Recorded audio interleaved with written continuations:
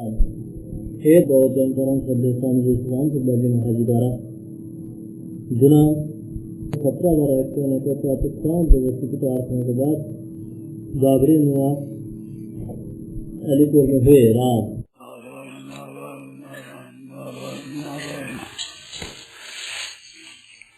राम राम राम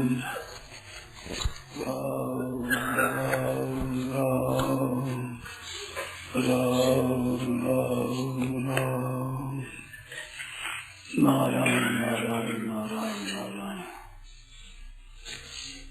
न बोलो नारायण। कोई बात आई हो किसी के मन में? जयंती है। परमात्मा को केवल प्रेम ही प्रिय है। हाँ, प्रेम से ही प्रकट होते हैं। हाँ, इस प्रेम का क्या स्वरूप है? प्रभु को प्रेम देवे। प्रेम का स्वरूप क्या है? देखो, चीज मौजूद है पर वो बिगड़ी हुई है, उसको बिगड़ी को सुधारना है। संसार में जो आकर्षण है ये प्रेम के विरोधी बात है। प्रेम नाम किसका है? भगवान में आकर्षण हो, भगवान प्रिय लगे, भगवान अच्छे लगे, सबसे प्यारे भगवान लगे। प्यारे कहते तो प्राण प्यारे, प्राण प्यारे।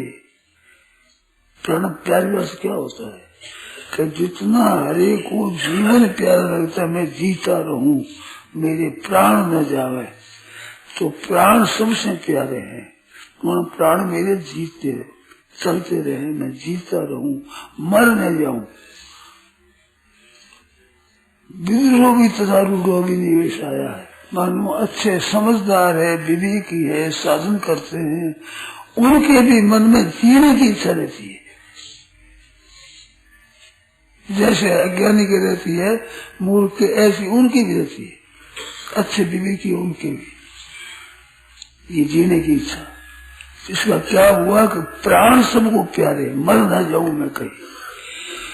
प्राणों में जितना स्नेह है, इससे भी ज्यादा स्नेह भगवान में हो, उसको प्राण प्यारा कहते हैं।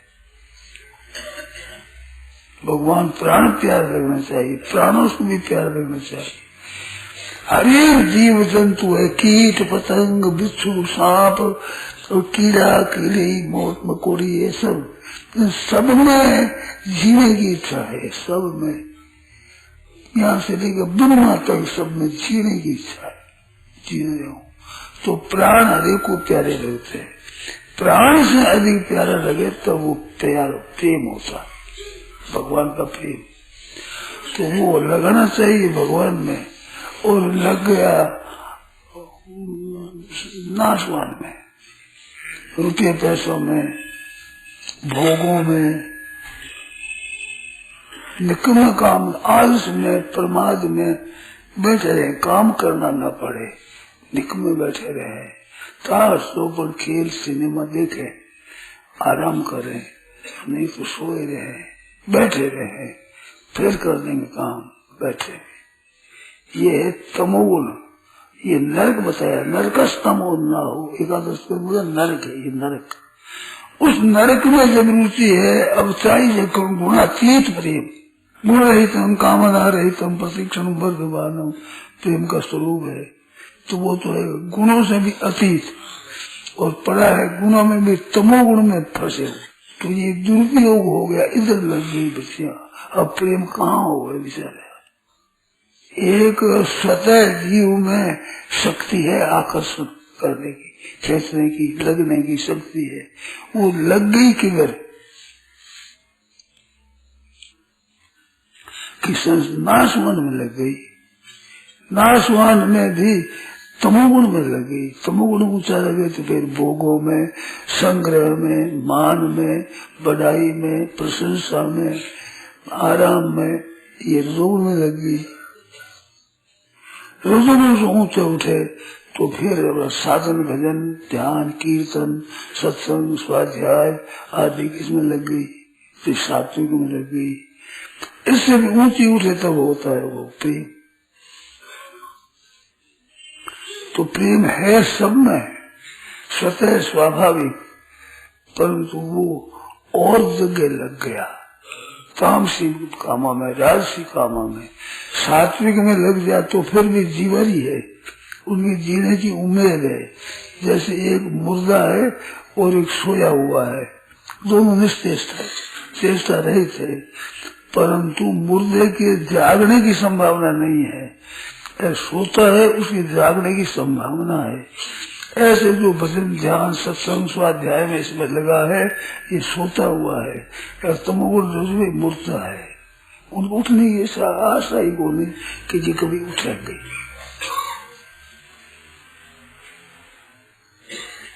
तमोगुण लगे, खेल तमाशा में, सिनेमा में लगे, इस सत्संग को भी निरर्थक समझते हैं। उल्टी बात है उल्टी, ये तो फालतू बात है, कोई फायदा नहीं, कौड़ी एक पैदा नहीं, कोई मजा नहीं आता, कुछ चीज ही नहीं। क्यों देख में समय बर्बाद करे? तो भी कैसे समझ सके उस तत्व को? समझ ही नहीं सकते। सात्विक बातें भी नहीं समझ सकते, सात्विक स्थिति भी नहीं होती। और सात्विक स्थिति हो जाती है, वे भी रजोगुण तमोगुण में फंस जाते।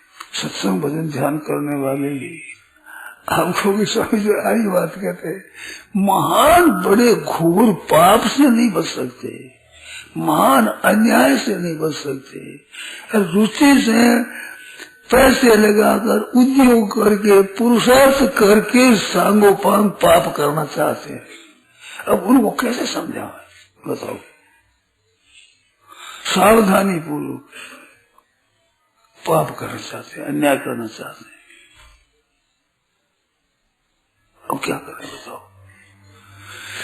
तो प्रेम तत्व सब में है, वो मौजूद है, परंतु वो और जगह लगा दिया। यहाँ से उठाओ तो वहां हो जाए, वहां करना नहीं पड़ेगा।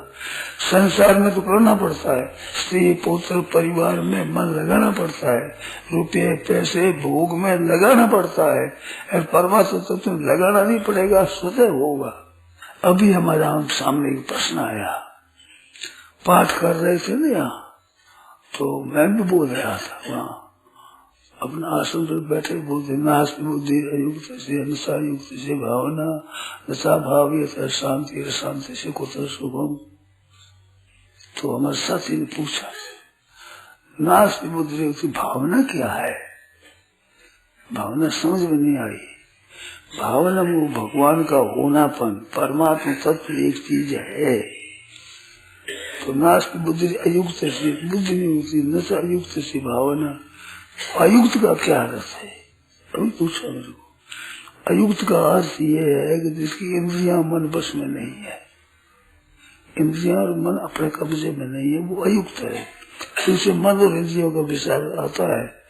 तानि सर्वाणि संयमे युक्त आसीत मत पता, बस यही से प्रकरण चला आ रहा है।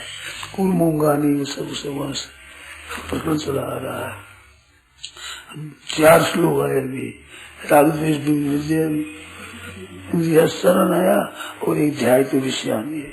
4 श्लोक है, 2 विषयों का श्लोक है, ये 4 श्लोक आए। 4 श्लोक में पहले वो है एक हुआ तारी सर्वान संजय, इससे पहले है वो रसवर्जन, विद्या विवर्तन। तो विषय अपन रसों पे से वो रस है, वो रस है खास। रस क्या कि भोगों में और संग्रह में सुख बुद्धि है, इसमें रस बुद्धि है। रस प्यावे तो अच्छा लगता है, मीठा लगता है, भोग मिले तो अच्छा लगता है।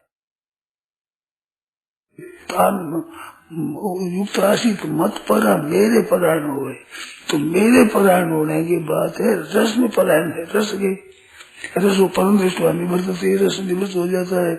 परम दृष्टवा कब होगी? परायण हो गए परमात्मा में, तब होता है। तो वे ध्यात्मिक विषयान पुरुष से प्रणश्यत नहीं होगा, उससे क्या होगा? बुद्धि परिवर्तिष्ठ से फिर नाश बुद्धि होगा। तो अयुक्त किसका नाम हुआ? कहतानि सर्वाणि संग, इंद्रियों को बस में करे, रस बुद्धि भी मिटे, मन भी बस में हो। राग विधेय आत्मा प्रसादमति गच्छति, तो मन और इंद्रियों का विषय चल रहा है। विधेय आत्मा समझते हो ना, मन बस में है, मन बस में है। राग द्वेष वियुक्त इंद्रिय ही आत्मा राग द्वेष इंद्रिय बस में है और मन भी बस में है। ऐसे वालों का प्रकरण चलता है। अब अयुक्त कौन है कि ना इंद्रिय बस में है ना मन बस में है, ऐसा अयुक्त है। उसके भावना मन परमात्मा है। ये बातें कहते हैं मन को भावना बैठती नहीं है। परमात्मा की भावना बैठे तो संसार की अभावना हो जाएगी और इनकी अभावना तेज होगी तो भावना नहीं है। नास्ति बुद्धि अयुक्त से नशा युक्त से भावना, नशा अभाव है शांति, तो अयुक्त के दोनों नहीं है। नास्ति बुद्धि अयुक्त से बुद्धि स्थिर नहीं होती, स्थित प्रज्ञा का लक्षण चल रहा है तो बुद्धि स्थिर नहीं होती उसकी। तो नास्ति बुद्धि अयुक्त से नशा अयुक्त से भावना परमात्मा है ये नहीं होता। नशा अभाव होता है शांति, परमात्मा है ये नहीं होता। शांति रहेगी हरदम अशांति, रात दिन अशांति, शांति नहीं है। और अशांत से कुछ सुखम, अशांत को सुख कहाँ है, ये प्रकरण। अब इसमें कहा कि आप कहते हो कि मन बुद्धि की जरूरत नहीं, शुद्धि की जरूरत नहीं, तो अयुक्त के बिना तो होता ही नहीं। बुद्धि नहीं होती, भावना भी नहीं होती अयुक्त के, तो मन बुद्धि की आवश्यकता हो गई ना। तो मैं कहता कहाँ हूँ, लगाते कहाँ हूँ आप। जहाँ विवेक है तेजी का, तो विवेक में सत और असत का विवेक होता है। मैं विवेक की महिमा कहता हूँ, मन बुद्धि इंद्रिय बस में नहीं करनी, ये नहीं कहता हूँ कभी भी। आवश्यकता नहीं है। कहाँ अगर जहाँ विवेक जागृत हुआ, विवेक क्या सत असत का विवेक हो गया। जैसे आप रुपया पैसा में लग गए तो आपको ये कहना नहीं पड़ता कि आप ठीकरी और कंकरों से मत खेलो, ये कहना पड़ता है क्या आपको? बच्चों को तो कहना पड़ता है कि क्या ठीकरी कंकर क्या खेलते हो, पढ़ाई करो, कहते हैं कि नहीं? आपको कहते हैं कि ठीकरी कंकर से मत खेलो, क्यों? आप खेलते ही नहीं। आप समझते फालतू समय क्यों बर्बाद करें, पैसे कमावे। तो अयुक्त है आप, अयुक्त। नास्ति बुद्धि अयुक्त से नशा अयुक्त से भावना, नशा अभाव है शांति, अशांत से कुछ सुखम। इंद्रियाणांगे चरतांग यन मन अनुविधीयते तदस्य हरते प्रज्ञा बुद्धि को हर देगा वो जो विषयों में चलेगा उसके। तो विषयों में मन और बुद्धि जाती है, ये आपके बड़ी भारी बाधा है। परंतु विवेक जागृत हो जाए तो विवेक हो जाने क्या, कंकड़ पत्थर खेलने से कहीं फायदे का निकलेगा, ऐसे खेल क्या निकला, ये विवेक कहता है। विवेक कहने पर उनको कहना नहीं पड़ेगा कि कंकड़ पत्थर से मत खेलो, ये कहना नहीं पड़ेगा उनके लिए। मन बुद्धि बस में क्या कर, विवेक ही आप ही कूड़े कदम फंसता ही नहीं, विवेक ऊंचा उठ गया।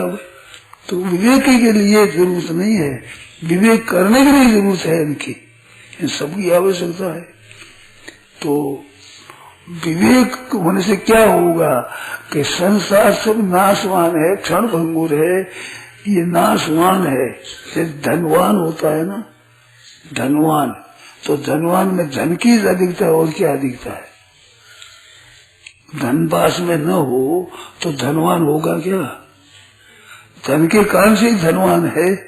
तो ऐसे संसार के पास क्या है कि नाश, ये क्या है संसार के नाशवान, मानो धनवान, जो सिवाय नाश के जैसा में कुछ नहीं है। संसार में सिवाय नाश के कोई तत्व तो बताओ, इतने बैठे हो बताओ कोई तत्व संसार के पास नाशवान है सभी। अब ये नाशवान जब समझ लिया तो नाशवान के नजदीक जाएगा। जैसे कल दृष्टांत दिया था मैंने कि आपको भूख लगी हुई है और सिनेमा में देखते हो भोजन गर्मा गर्म भाप निकल रही है, ऐसा गर्म, और आपके मन चाह जिसकी आपको शौक है वो साग रोटी भात जो कुछ चीज है वो भोजन पड़ा है, और आपको लगी है भूख, भूखे हो परंतु खाने के लिए जाओगे क्या? नहीं जाओ। क्यों नहीं जाओगे? कैसे दिखता है नहीं, दिखता तो है नहीं, ये गिर रहेगा तो खाने को जाओगे वहां पर्दे पर, जिस पर्दे पर भोजन गर्मा गर्म है, भाप निकल रही है, बढ़िया भोजन है, उसमें खाने वाले जाओगे क्या? कब नहीं जाओगे कि ये निश्चय है कि है नहीं, पूरा थोथा दिखता है, प्रतीत होता है नहीं। जो है नहीं की वृत्ति होने के बाद कहना पड़ेगा कि तुम वहां मत जाओ खाने के लिए, तो विवेक जब जागृत होगा, ठीक हो, नाश और अविनाशी, विनाशी नाशी, विनाशी अविनाशी, इन दोनों का विवेक ठीक हो जाएगा तो विनाशी तब जाएगा। फिर मन बुद्धि के बस करने की जरूरत क्या है? राग द्वेष वियुक्त ही और विधेय आत्मा दोनों हो गया। राग इंद्रिय तो राग द्वेष रहित है और मन अपना वश में है। तो इंद्रिय चरण विषयों का आचरण करता हुआ, अब इंद्रियों के विषयों का आचरण करते, आचरण करो। कितनी विलक्षण बात है कि विषयों का ध्यान करने से तो प्रणय स्थिति होगा और विषयों का आचरण करने से बुद्धिशील हो जाएगी। विषयान पद एक ही है, ध्यान तो विषयान है और विषयान इंद्रिय चरण है। मानो विषयों का आचरण करे अच्छी तरह से तो बुद्धिशील हो जाएगी और विषयों से चिंतन करेगा विषयों का तो पतन हो जाएगा। अब चिंतन में तो पतन बताए, प्रणय स्थिति बताई, सेवन करने से बुद्धि स्थिर हो जाएगी। तो कारण क्या है? राग द्वेष रहित है। राग द्वेष रहित कैसे? विवेक से, क्रियाओं से राग द्वेष रहित नहीं होता आदमी। आपको एक बड़ी जोरदार बात बताता हूँ, ये नहीं देते शंका हो तो फिर पूछना, मेरे को भी पूछ लेना, फिर पूछ लेना, बोला पूछ लेना। मन को बस में करना है, बुद्धि को स्थिर करना है, ये क्रिया से नहीं होगा।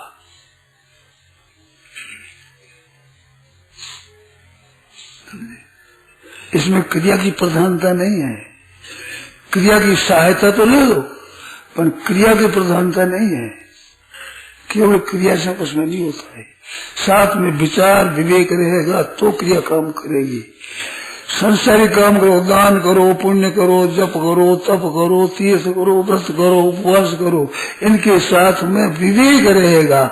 किस वास्ते करते हो, क्यों करते हो, क्या उद्देश्य है, क्या लक्ष्य है, ये जितना जोरदार जागृत रहेगा तब जो फायदा होगा वो इन क्रियाओं से फायदा नहीं होगा। क्रियाओं के साथ भी विवेक होगा तो क्रिया बहुत तेज हो जाएगी।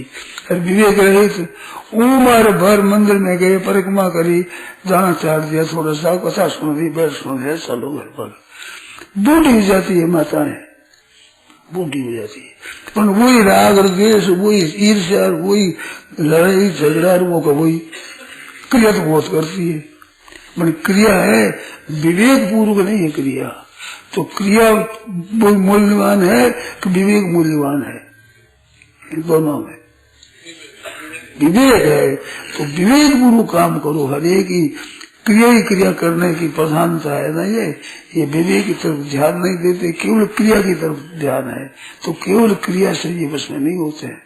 और विवेक हो तेजी का तो क्रिया अधिक करनी नहीं पड़ती। भक्ति में भी छठ दमशील विरति बहु कर्मा, छठी भक्ति में विरति बहु कर्मा से विरति हो जाएगी। सतत दम मन इंद्रियों को बस में करना मुख्य हो जाएगा। विरति हो, निरंतर सज्जन धर्मा, शांति है, प्रसन्नता है, वैराग है, त्याग है, ये सज्जन धर्म में विरति हो जाएगी। ये हो जाएगी तो क्रियाओं की प्रधानता नहीं रहेगी, फिर विवेक की प्रधानता रहेगी। तो विवेक होगा वहां क्रिया की क्या जरूरत है? क्रिया आप पे होगी, विवेक स्वतः क्रिया करा लेगा अच्छी तरह से। तो अयुक्त के भावना नहीं होती, बुद्धि नहीं होती। बुद्धि क्या? व्यवसायत्मक बुद्धि, एक निश्चय बुद्धि, व्यवसायत्मक बुद्धि। बुद्धि चल रही, बुद्धि योग्य वहां से बुद्धि चली है। इससे पहले बुद्धि नहीं है। प्रज्ञावाद आज भाषा में प्रज्ञा शब्द आया है, बुद्धि शब्द आया ही नहीं है पहले। ऐसा सांख्य बुद्धि योगे, यहाँ से बुद्धि शुरू हुआ है। तो स्थित प्रज्ञा चलती है, आगे प्रज्ञा चलती है, धी है, बुद्धि है, प्रज्ञा शब्द है। बुद्धि शब्द नहीं आया है पहले। ऐसा 39 श्लोक है ना, ऐसा बेटा सांख्य बुद्धि योग यहाँ से शुरू हुआ है बुद्धि। तो स्थित प्रज्ञा का लक्षण चल रहा है। बुद्धि स्थिर होनी चाहिए। बुद्धि स्थिर किसका नाम है? एक तो मन की स्थिरता है, एक बुद्धि की स्थिरता है। तो बुद्धि की स्थिरता क्या है कि एक उद्देश्य, एक लक्ष्य बन गया, हमें तो परमात्मा की प्राप्ति करना है। चाहे सुख पावे, चाहे दुख पावे, नुकसान हो, नफा हो, आदर हो, निरादर हो, निंदा हो, प्रशंसा हो, संसार के कुछ उथल पुथल हो जाए, हमें तो परमात्मा की प्राप्ति करना है। ये बुद्धि की स्थिरता है। ये बुद्धि की स्थिरता है। और मन की स्थिरता लगा दिया अंगुली पर तो बस यहाँ के सिवाय मन कुछ चिंतन ही नहीं करता, ये एकदम यहाँ मन लग गया, ये मन की स्थिरता है। तो मन की स्थिरता है वो भी बड़ी अच्छी है, दामी है, परंतु बुद्धि की स्थिरता सबसे तेज है। उद्देश्य लक्ष्य है, मन स्थिर है नहीं स्थिर है परवाह नहीं है, पर उद्देश्य एक परमात्मा प्राप्ति करना है, हमें तत्व ज्ञान प्राप्त करना है। मनुष्य में क्या है कि धन प्राप्त करना है, ये उद्देश्य बुद्धि में तो धन बैठा है कि धन पैदा करना है, ठीक हुए बेठीक हुए किस तरह से धन करना है, मान प्राप्त करना है, बड़ाई प्राप्त करना है, लोगों में प्रशंसा करनी है, हमारा कुछ जीवन ऐसा सिद्धियां विद्या हो जाए बाबा जी बन जाते हैं जैसे है। जयराम जी कितने पढ़ो, चारों वेद 6 शास्त्र पढ़ लो, जयराम जी कुछ नहीं होगा, कुछ नहीं होगा। परमात्मा कहते हैं पढ़ाई हो जाएगी हो, कुछ नहीं होगा, नहीं पढ़ाई नहीं होगी बात नहीं है। चारों वेद पढ़ गए, 6 शास्त्र पढ़ गए, व्याख्यान दो दोगे, पुस्तक लिख दोगे, कुछ नहीं होगा, ये होगा सब तो परमात्मा तत्व की प्राप्ति में जयराम जी की, वहां कुछ नहीं होगा। जैसे भोगों में लगे वैसे लगा है, जैसे 62 52 53 श्लोक 62 नहीं 52 51 है, 51 श्लोक 52 53 श्लोक है, और 52 में तो भोगों की बात बताई है और 53 में शास्त्रों की बात बताई है। एक है भोग जाल, एक है शास्त्र जाल, तो जाल शास्त्र जाल कम नहीं है। जैसे भोग जाल से फंसता है ऐसे शास्त्र जाल में भी फंसता है। यदा मोह कलिलम बुद्धि व्यतीत तथा घंटा और श्रुति विपत्ति पन्ना से शास्त्रों के तरह तरह की बात, द्वैत अद्वैत विशिष्टाद्वैत शुद्धाद्वैत द्वैताद्वैत भेद, ये शास्त्र का जाल है। अब इनमें क्या ठीक है, भक्ति ठीक है, ज्ञान ठीक है, योग ठीक है, परमात्मा ठीक है, फिर निश्चय करने का ज्ञान ठीक है। अब ज्ञान की बात पढ़ी, ज्ञान पढ़ गए, शास्त्र पढ़ गए, सब बड़े भारी पंडित बन गए, परंतु भीतर में द्वैत का खंडन करेंगे, विशिष्ट अद्वैत का खंडन करेंगे और अद्वैत का मंडन करते, लड़ाई झगड़ा वो कभी है। चाहे कबूतर पंखों से लड़ो और चाहे ये मुकदमा वकीलों से लड़ो और चाहे आपस में शास्त्रों द्वैत अद्वैत में लड़ो, लड़ाई में कोई फर्क नहीं है, एक ही लड़ाई है, ये मिटेगी नहीं। कब तक? जब तक परमात्मा तत्व की प्राप्ति करना है हमें, तो 2 विघ्न, पहला मोह कलिल है, फिर श्रुति विपत्ति पत्ती है, ये भगवान उसके फिर योग को प्राप्त होगा। अब योग की बुद्धि कैसी है? 4 प्रश्न पूछे अर्जुन ने, उन प्रश्नों को उत्तर में ही प्रकरण चल रहा कि अयुक्त होगा। जब मन इंद्रियों पर जो कब्जा ही नहीं, काबू ही नहीं, क्या करोगे आप? विवेक पहले काम नहीं करता है, और विवेक तेज होता है तो मन बुद्धि इंद्रियां आप से आप बस हो जाती है, बस में करनी नहीं पड़ती। लोभ लगने पर कंकर पत्थर खेलने के लिए मना करना पड़ता है क्या? वो खेलने में लगे हुए छोड़े, उनको मना करते अरे पढ़ाई करो रे, क्या खेल, पर तो पढ़ाई की मुझे समझ में नहीं आती, वो समझ में आती है क्यों वहीं बैठे हैं अभी वहीं। तो विवेक जब जागृत होगा ठीक तरह से, सत असत का, नित्य अनित्य का, सारा सारे का, तब ये बात हो जाएगी। तो अयुक्त नाम है मन इंद्रियां बस में करने वाले का, युक्त है, और वो अयुक्त है, बस में नहीं है, उसके भगवान की आस्तिकता भी नहीं होगी, बुद्धि भी स्थिर नहीं होगी, तो कुछ नहीं होगा उसकी बात। तो क्रियाओं से बस में नहीं हो, क्रियाएं करनी होगी, प्राणायाम आदि क्रिया भी है, परंतु विवेक मुख्य होगा, विवेक प्रधानता की मुख्यता। अब जागृति का उपाय, विवेक जागृति सत्संग, स्वाध्याय, सद्विचार। नहीं, जैसे इसी क्षण विवेक जागृत हो जाए, इसी क्षण विवेक जागृत हो जाए, ऐसा भी कोई उपाय है? ऐसा उपाय है कि जैसे आग लगी हो, मैं कैसे बचूं, ऐसे संसार से कैसे पिंड छूटे, भगवान कैसे मिले, कैसे तत्व की प्राप्ति हो, ऐसी लाय लग जाए तो हो जाएगी, सब एकदम हो जाएगी। लाय कोई कर्म से लगेगी क्या? लाय किसी कर्म से लगेगी क्या? लाय किसी क्रिया से लगेगी क्या? ना, विवेक विचार से, विचार करने से। को दीर्घ रोगो भवो साधो किमौषधम तस्य विचार एव, विचार ही करे। विचार में तो स्वामी जी समय शक्ति सब लग जाएगा। वो लग जाएगी तो निहाल हो जाओगे, विचार में लग जाएगी तो निहाल हो ही जाओगे। इसमें तो 5-7 मिनट ही लग जाए मान लो, और बीच में मृत्यु हो गई, मृत्यु हो गई तो हो गई सब। तो वो मैं कहा ना, आग लगे चाहो तो बगली से बाहर कैसे निकलूं, ऐसे जोरदार हो जाना तो ठीक हो जाएगी। आज जोरदार हो जाए फिर ठहर बात करूं, अरे कपड़ा खड़े हो जाए बात करो, ठहर थोड़ी बात करोगे, ठहर कर बात करोगे, ऐसे त्याग की इच्छा हो जाए भीतर में, संसार त्याग की। तो विवेक